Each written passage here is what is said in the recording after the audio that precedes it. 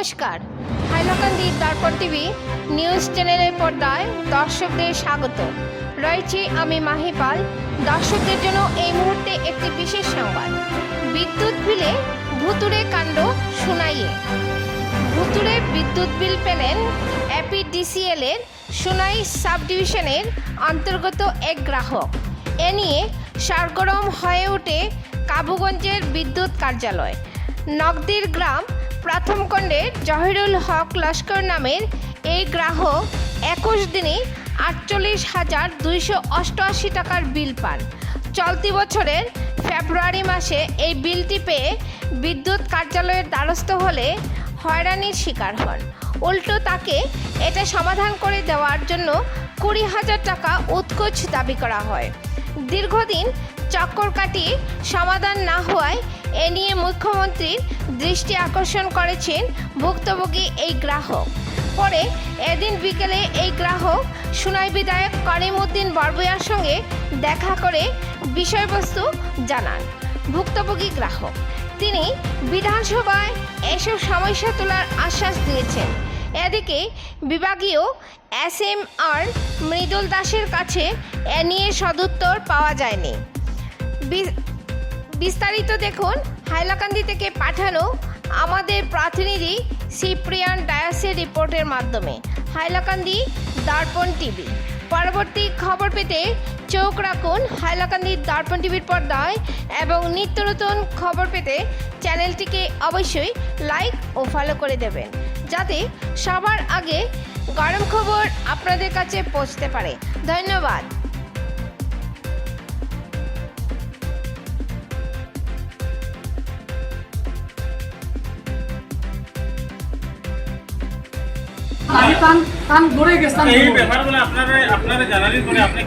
আমি স্টেপ লইছি কারণ অফিস তো না, আমি অফিসিয়াল গাইডলাইন হিসাবে তো আমি স্টেপ লই মনে যদি আজকে আমার এটা বিধান থাকতো আমার মর্জি মতো আমি যেটা কাজ করে নিলাম।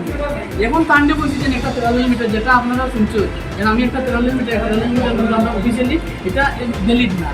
13 মিটার যে অফিসিয়ালি না আমি এটা আমি যে তাদের পয়সা অ্যাডজাস্টমেন্ট দেওয়ার লাগে এটা ভ্যালিড না। এটা জাস্ট আমি কই এটা যে ট্রানজেন্ট কনজাম্পশন যেটা এটা ইনিশিয়ালি ফার্স্ট এড যেরকম এটা ইনিশিয়ালি দেখার লাগে যে এই মিটার মধ্যে ডিফারেন্স কীরকম, কিন্তু পয়সা যখন অ্যাডজাস্টমেন্ট দিতে লাগে তখন কিন্তু আমার প্রপার এভিডেন্স আমি আপলোড করতে লাগে। এটা আমার গুয়াহাটি ইলেকট্রিসিটি বোর্ড অফিসও আসলাম। আমার একটা বিগত দিনের একটা সমস্যা লইয়া আমার গত 2022 তো গিয়া আপনার এই 24 জানুয়ারি পর্যন্ত 2024 জানুয়ারি মাস পর্যন্ত আমার বিল প্রতি মাসে আমার আপডেট করা আছে বিল।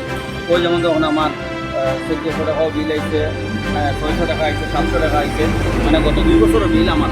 হঠাৎ আমার ফেব্রুয়ারি মাসের 2024 ফেব্রুয়ারি মাসে আমার বিল একটা আইছে 21 দিনে 48,418 টাকা, 288 টাকা, 48,288 টাকা আমার বিল আছে।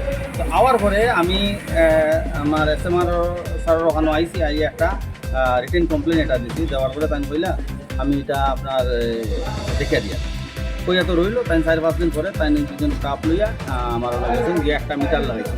বুঝলেন আমরা এটা মিটারের মাঝে দেখিলেই 2-2.5 মাস দেখলে পরে এটা মিটারের যেটা বিল আইব ওই হিসাবে আপনারা বিল ইয়া করে দিলেন। তো তাই 2.5 মাস পরে আমার আবার গেছেন যা দেখছেন মিটারে তো আমার ওই যেটা বিল আগে পুরানা যে গত 2-2.5 বছরের যে বিল যেটা যে রেশিও আসলো ও মতো আমার বিলটা ইয়ে হয়। তো এটা দেখার পরে তার সন্দেহ হইল যে এটার মধ্যে মনে হয় কিছু এটা হয়। ওই তাই মিটারটা কী দেখছেন টেস্টিংয়ে ফাটাইছে সেই হিসাবে। টেস্টিংয়ে ফাটানোর পরে ওই টেস্টিং রিপোর্টটা আইছে ভুল রিপোর্ট আইছে। ওই ভুল রিপোর্ট আইছে মানে মিটার খারাপ হয়তো ডিফেক্টিভ হইয়া আমার মিটার রিপোর্ট আইছে। রিপোর্ট হওয়ার পরে তাই আমি জিগাইলাম স্যার মারবো আমি প্রতি 1-2 দিন পর জিগাই আমার রিপোর্টটা আইছে সার্কিটটা আইছে। তো তাই গত পরশু আমার বলছেন যে আপনার রিপোর্ট আইছে মিটারটা খারাপ।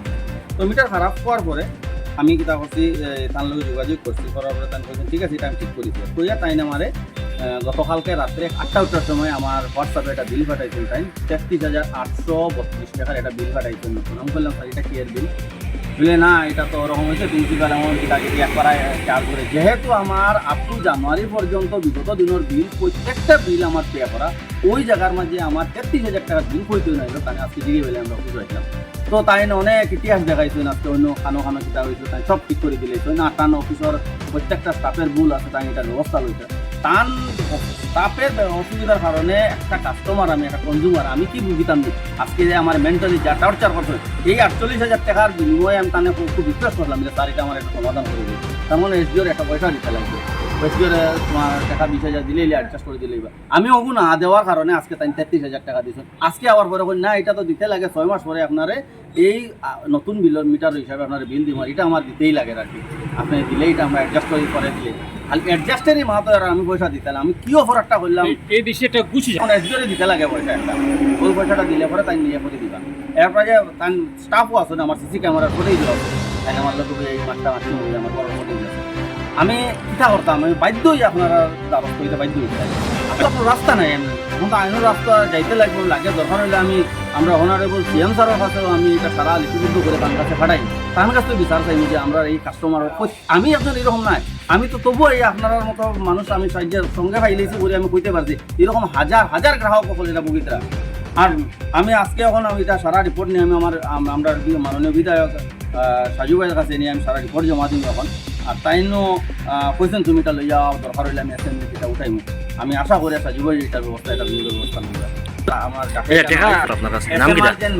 মৃদুল হয়ে একজন এখানে আছেন, আপনারা হয়তো লগে কথাও কইছেন এখন, তাই আসলে ইন্ডিয়া এবং তার প্রুফ লগে তার স্টাফ আসলা কয়েকজন, আমি নাম ধরে ধরে কইতাম ভাবুন চাম্পা নাথ তুই একজন আসলো এই সঙ্গে, এরপরে নাসির করে একটা ছেলে আসলো, আরও 2জন ছেলে আসলো, আমি নাম জানি না, এরাও আসলা, তারা বাইরে রেখে দেন আমার লোক। আমার সিসি ক্যামেরা ফটো আছে এবং সাক্ষী আছে আমার এখানে, আমার ম্যানেজার পর্যন্ত ওয়াদ আসলাম, তাই আসলাম, আর 3-4 জন মানুষ হলো, তারা সামনে মারতো, তাই ভয় করতেন।